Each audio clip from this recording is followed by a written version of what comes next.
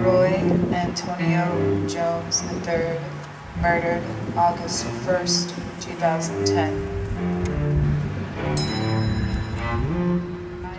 Melina Calls, murdered December 9th, 2009.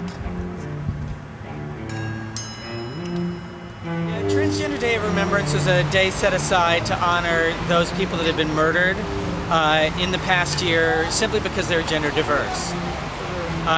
This is the 12th annual international, the 9th year we've done it here in Austin.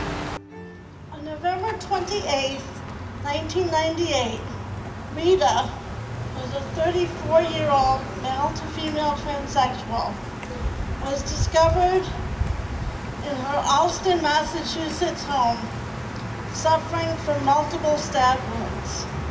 She died soon after being found. Rita Hester's murder, like most murder cases of those... The day Rita Hester was killed back in 1999. And as Rivka in our program stated, her murder has gone unsolved and unprosecuted, obviously. There was a vigil held for her, and it sort of started this project of understanding and realizing that we as a community need to honor those people that have given their lives for the rest of us. Transgender people and people breaking the gender binary and people that are gender diverse and people that are just trying to express their gender expression, their gender identity, the way they see fit in their own heart, it's okay to kill them in the United States of America. And that pisses me off. I'll show you someone started out as, I'll show you a young man. I changed it to I'll show you someone. Because I think this is some place where we need to recognize that everyone has fortune, good or bad. Women and men and children. And really the last invisible minority, the transgender.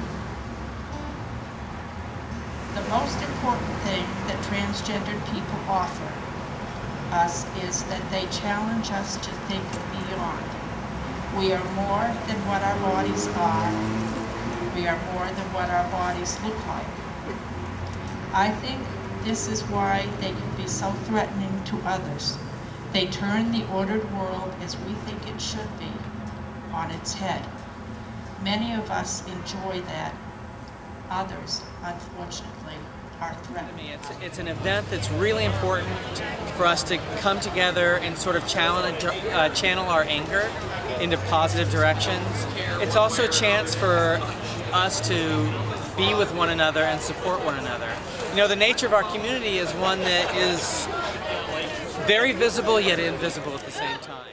Those people that we're honoring here tonight, that they're just the tip of an iceberg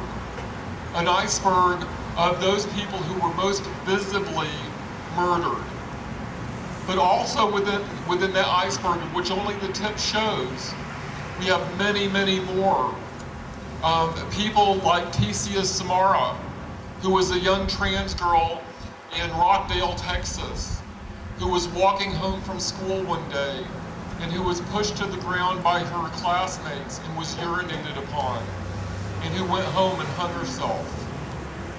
We've got people like my friend Beth Westbrook, who was an activist here in Austin, who one day went to a hospital here in Austin complaining of stomach pains.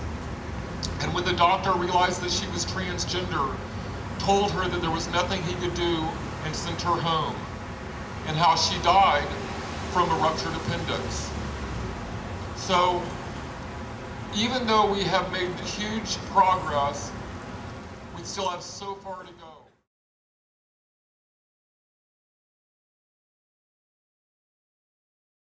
The goal of future Transgender Day of Remembrance is not to have a Transgender Day of Remembrance.